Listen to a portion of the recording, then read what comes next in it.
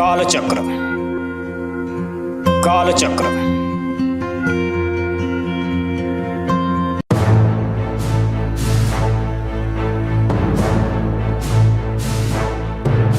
ભૂલાયેલા ભૂતકાળને યાદ કરાવવાનો પ્રયાસ એટલે કાલચક્ર.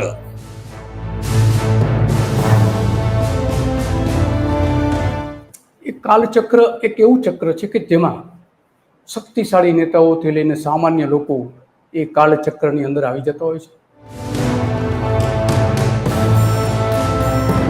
અહીં તહીં ફરી ફરીને બોલનારાઓ બોલ્યા બાદ ફરી ગયા હતા. એ યાદ કરાવવાનો પ્રયાસ એટલે કાલચક્ર.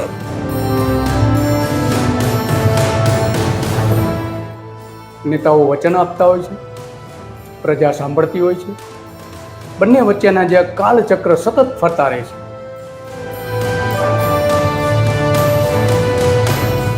ખોખલી છાતી પર ઢોલ પીટ્યા બાદ પ્રજાની પીઠ પર ઊંડા ઘા કરનારાઓને ઉઘાડા પાડવાનો પ્રયાસ એટલે કાલચક્ર.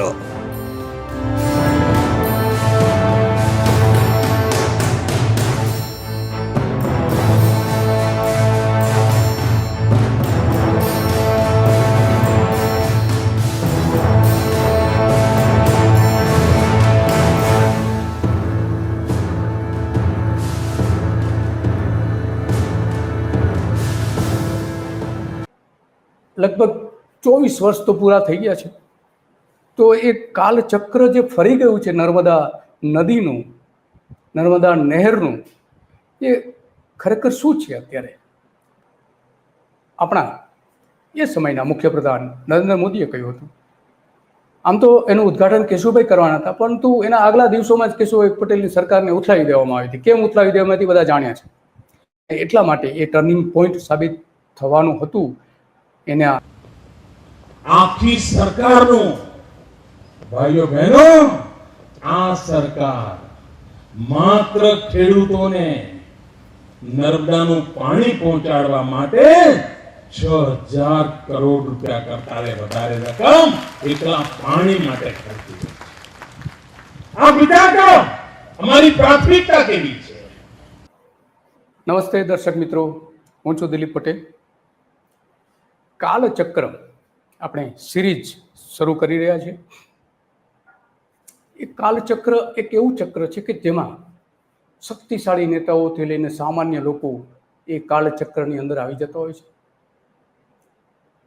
એની આસપાસ ફરતા હોય છે. કાલચક્રનો પ્રભાવ એના પર રહેતો હોય છે. નેતાઓ વચન આપતા હોય છે, પ્રજા સાંભળતી હોય છે, બંને વચ્ચેના જે કાલચક્ર સતત ફરતા રહે છે અને એમાંથી જ ઇતિહાસનું નિર્માણ થતું હોય છે. એવા કાલચક્ર જે અગાઉ થયું હતું, આજથી 10 વર્ષ, 15 વર્ષ, 20 વર્ષ કે 25 વર્ષ પહેલાં શું થયું હતું, શું બનવાનું હતું અને શું બની ગયું, એની બધી જ વાત કરવાની છે આપણે. તમામ વર્ગના લોકો માટેની એ વાત હશે. આજે આપણે જે શરૂઆત કરીશું કે ગુજરાતનો એક ટર્નિંગ પોઈન્ટ બતાવવામાં આવી રહ્યો હતો, એની આપણે વાત કરવી છે. એ ટર્નિંગ પોઈન્ટ ગુજરાતનો ખરેખર ટર્નિંગ પોઈન્ટ બન્યો છે ખરો કે માત્ર ને માત્ર વચનો હતા? આપણે જાણીએ છીએ કે 7 ઓક્ટોબર 2001માં ગુજરાતમાં સત્તાવાર પરિવર્તન થયું. દિલ્હીથી મુખ્યપ્રધાન તરીકે નરેન્દ્ર મોદીને નિયુક્ત કરવામાં આવ્યા, કેશુભાઈ પટેલની સરકારને ખસેડીને. ત્યારે મુખ્યમંત્રીના શપથ લીધા પછી નરેન્દ્ર મોદીએ પહેલું વચન આપ્યું હતું, પહેલું સાબરમતીના તટ ઉપર, જે આપણે અત્યારે સાયફન કહીએ છીએ, એ સાયફન પાસે નરેન્દ્ર મોદીએ કહ્યું હતું કે આ નર્મદાનું પાણી, નર્મદા નહેરનું પાણી સાબરમતી નદી સુધી પહોંચી ગયું છે અને એમણે એ વહેતું કર્યું હતું નદીની અંદર. જે નર્મદા ઘાટ નામ આપવામાં આવ્યું હતું કે જ્યાં સાબરમતી અને નર્મદા નદીના પાણીનો સંગમ થયો હતો. સાબરમતી નદીમાં નર્મદાના પાણીનો સંગમ થયો હતો. સાબરમતીમાં તો પાણી હતું જ નહીં. તો એ સંગમ સ્થળે જે છે એમાં પૂજા પણ કરી હતી નરેન્દ્ર મોદીએ, અને ત્યારે વચન આપ્યું હતું ગુજરાતની પ્રજાને કે આ ટર્નિંગ પોઈન્ટ સાબિત થઈ રહ્યું છે ગુજરાતના ભવિષ્ય માટેનું. ગુજરાતની વિકાસ યાત્રામાં નર્મદા પ્રોજેક્ટ ટર્નિંગ પોઈન્ટ બની રહેશે. આ એમના વચનો હતા, આ એની વાત હતી. તો આજે એને લગભગ 24 વર્ષ તો પૂરા થઈ ગયા છે. તો એ કાલચક્ર જે ફરી ગયું છે નર્મદા નદીનું, નર્મદા નહેરનું, એ ખરેખર શું છે? અત્યારે કાલચક્ર ફર્યા પછી શું થયું, ઇતિહાસ રચાઈ ગયા પછી શું થયું, એ આજે આપણે સમજવાનો પ્રયત્ન કરીશું. આપણે જોઈ રહ્યા છીએ કે નરેન્દ્ર મોદીએ જે વચન આપ્યું હતું એ સરકારી દસ્તાવેજ આપણે જોઈ રહ્યા છીએ. એ સરકારી દસ્તાવેજ પ્રમાણે એમાં એ કહે છે કે ગુજરાતની વિકાસ યાત્રામાં નર્મદા પ્રોજેક્ટ ટર્નિંગ પોઈન્ટ બની રહેશે. આ સરકારનું સત્તાવાર મુખપત્રમાં છપાયેલી વાત છે, માહિતી ખાતાની અખબારી યાદી જેને આપણે કહીએ છીએ. નર્મદા માત્ર કોઈ મુખ્યમંત્રીની અગ્રતા નથી, પરંતુ ગુજરાતની 5 કરોડની જીવન જીવવાની આશા છે. આ એમના ભાષણનો મુખ્ય અંશ હતો. કરોડો અબોલ પશુઓની તરસ અને 36 લાખ હેક્ટર જેટલી તરસી ધરતીને નવપલ્લિત કરવા માટે નર્મદા યોજનાની અગ્રિમતા રહેવાની છે, રાખીશું. આવું આપણા મોદી સાહેબે કહ્યું હતું, વચન આપ્યું હતું. બહુ સરસ વાત હતી એમની. મુખ્યમંત્રી બનતાની સાથે જ એમણે આ વચન આપ્યું હતું, અને ગુજરાતની જનતાએ નરેન્દ્ર મોદીને ખોબે ખોબે વધાવી લીધા હતા. નર્મદા જળનું એને પૂજન પણ કર્યું હતું. એ પૂજન કર્યા પછી એમણે આ બધી જાહેરાતો કરી હતી. વેદના મંત્રો ઉચ્ચારવામાં આવ્યા હતા, બધું જ થયું હતું. ધાર્મિક વિધિ કરવામાં આવી હતી. અને એમણે એવું કહ્યું કે નહેર બાયપાસ ટનલ દ્વારા, એટલે કે ત્યારે કેશુભાઈ પટેલની સરકારે, કેશુભાઈ પટેલે એક ટનલ બનાવી હતી. એ ટનલ દ્વારા પાણી લાવવામાં આવ્યું હતું, અને એમાં 1 લાખ હેક્ટરમાં સિંચાઈ થવાની હતી એવું આપણા એ સમયના મુખ્યપ્રધાન નરેન્દ્ર મોદીએ કહ્યું હતું.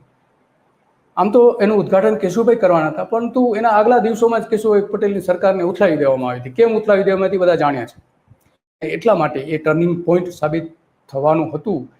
એના 13 વર્ષ પછી વડાપ્રધાન બન્યા, અને એ 13 વર્ષ દરમિયાન શું થયું એ સૌથી મોટી બાબત તો છે આપણી પાસે, કે ખરેખર ટર્નિંગ પોઈન્ટ બની ખરી નર્મદા, કે માત્ર એ એક વચન હતું, કાલચક્રમાં ફસાયેલું વચન હતું? આ એક સૌથી મોટો પ્રશ્ન આજે આપણી સમક્ષ ઊભો રહે છે, અને એટલા માટે એની આજે આપણે ચર્ચા કરીએ છીએ. એ ચર્ચામાં આપણે જોઈએ છીએ કે આ આખી જે ઘટના બની એમાં જોઈએ છીએ કે આજની પરિસ્થિતિ શું છે. એ આપણે આ કોષ્ટકમાં જોઈએ છીએ કે ગુજરાતમાં નર્મદા સહિતના 19 મોટા બંધોની 2012માં જ્યારે નરેન્દ્ર મોદીએ ઓલમોસ્ટ છોડવાની તૈયારી હતી, ગુજરાત છોડવાની તૈયાર હતી, ચૂંટણી પતી ગઈ હતી, અને 2014માં ચૂંટણી આવવાની હતી વડાપ્રધાન તરીકેની લોકસભાની. સિંચાઈ ક્ષમતા 16,43,000 હેક્ટરની હતી એ સમયે. આખા ગુજરાતને તમામ 19 મોટા બંધ આવી જાય, નર્મદા પણ આવી. અને ખરેખર આજે જ્યારે નરેન્દ્ર મોદીએ ગુજરાત છોડ્યું ત્યારે એના આગલા વર્ષે ખરેખર સિંચાઈ માત્ર 8,85,000 હેક્ટરમાં થતી હતી. 16 લાખની સામે 8 લાખ, એટલે કે 50% જ સિંચાઈ થતી હતી. 19 બંધ, એમાં નર્મદા પણ આવી જાય છે. એ જે વાત કરે છે એ પણ, અને નર્મદા બંધથી જે 18 લાખ હેક્ટર સિંચાઈ થવી જોઈતી હતી, પણ મોદીએ 13 વર્ષ રાજ કર્યા પછી માત્ર 2 લાખ હેક્ટરમાં સિંચાઈ થતી હતી. એવા આ સરકારના ડેટા આપણે જોઈ રહ્યા છીએ. આ સરકારના ડેટા જે આપણે જોઈ રહ્યા છીએ એમાં સ્પષ્ટપણે એ દેખાય છે કે આ આટલી સિંચાઈ થતી હતી.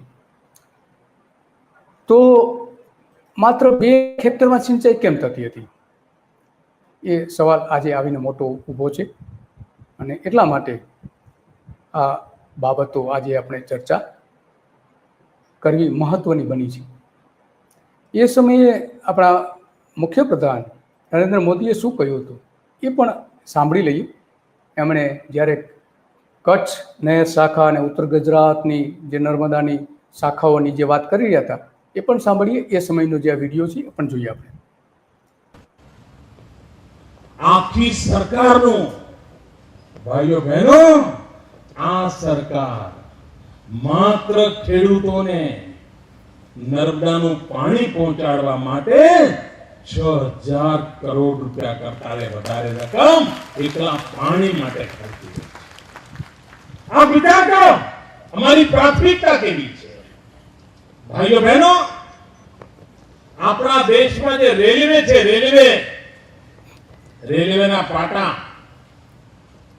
લગભગ 150 વર્ષથી આ રેલવે ચાલે છે અને દર વર્ષે પાટા નખાયા કરે અને આગળ વધ્યા કરે. આ 150 વર્ષમાં જે રેલવેના પાટા નખાયા છે એની કુલ લંબાઈ, બધું શરૂઆતથી અત્યાર સુધી જેટલા પાટા નાખી દીધા એની જે કુલ લંબાઈ છે એના કરતા ગુજરાતમાં નર્મદાની કેનલોની લંબાઈ આ રેલવેના કુલ પાટા કરતા વધારે.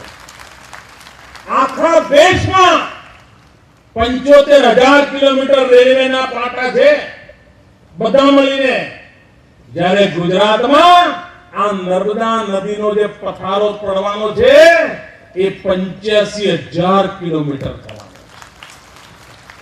કેટલું મોટું ભગીરથ કામ આપણે ઉપાડ્યું છે ભાઈઓ. ખાલી તમારું આજે જે મેં ખાતમુહૂર્ત કરી છે ને શાખા નહેરો ને બધા કામ માટે, હજુ તો ઢાળિયાવાળી વાત તો મેં લીધી નથી. હજુ તો તમારા ગામના પાદર સુધી વાત કરું છું. એ ખાલી કેનાલોનો સરવાળો કરો ને તો તમે આ કેનાલમાં દિલ્હી પહોંચી શકો ને એટલી લાંબી કેનાલો કરી.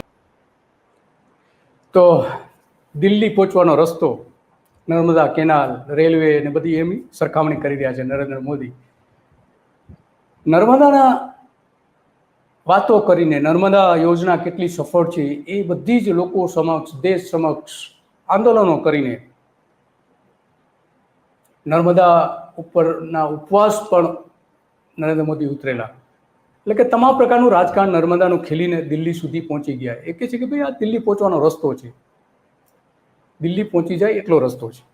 તો એ વડાપ્રધાન તો બની ગયા, પરંતુ ખરેખર કેટલી સિંચાઈ થાય છે એ સવાલ એમણે જ્યારે છોડીને ગયા, ગુજરાત છોડીને ગયા, ત્યારે આ ડેટાઓ આપણે જોઈ શકીએ છીએ. એટલે કે કાલચક્રમાં આખી નર્મદા યોજના ફસાઈ ગઈ. નરેન્દ્ર મોદી માત્ર 2 લાખ હેક્ટર સિંચાઈ કરીને ગયા. જ્યારે એમણે મુખ્યપ્રધાન બન્યા હતા ત્યારે જે બાયપાસ કેનાલ બની હતી ત્યારે એમણે કહ્યું હતું કે આ જે પાણી આવ્યું છે એનાથી 1 લાખ હેક્ટરમાં સિંચાઈ થશે, 1 લાખ હેક્ટરમાં. પરંતુ એ 13 વર્ષનું શાસન છોડીને ગયા ત્યારે માત્ર 2 લાખ હેક્ટરમાં સિંચાઈ થતી હતી. એનો મતલબ એ થયો કે 1 લાખ હેક્ટર સિંચાઈ જ વધારી શક્યા છે નરેન્દ્ર મોદી 13 વર્ષમાં. તો આ નેતાઓના વચન છે. વચન પ્રમાણે એમણે જે કરવું જોઈતું હતું ન કરી શક્યા. આજે પણ 2025માં એવી જ પરિસ્થિતિ છે. કારણ કે 2025માં પણ આપણે જોઈએ છીએ કે જે નર્મદાનું પાણી ખેતરો સુધી પહોંચવું જોઈએ. અલબત્ત પીવાના પાણી માટેનું સારામાં સારું કામ નરેન્દ્ર મોદી કરીને ગયા છે, એમાં તો આપણે કોઈ બે મત નથી. પરંતુ મુખ્યપ્રધાન બનતાની સાથે જ પહેલું કામ જે એમણે કર્યું હતું આ સાયફનમાં સાબરમતી નદીમાં પાણી છોડવાનું છોડી દીધું. પરંતુ એમણે 1 દશકામાં માત્ર ને માત્ર 1 લાખ હેક્ટર સિંચાઈ વધારી શક્યા, માત્ર 1 લાખ. તો આ સૌથી મોટી નિષ્ફળતા હતી નરેન્દ્ર મોદીની. જેમણે વચન આપ્યું હતું કે ટર્નિંગ પોઈન્ટ થવાનું છે. ટર્નિંગ પોઈન્ટ તો આમાં ક્યાંય દેખાતું નથી, યુટર્ન થઈ ગયો હોય એવું લાગી રહ્યું છે.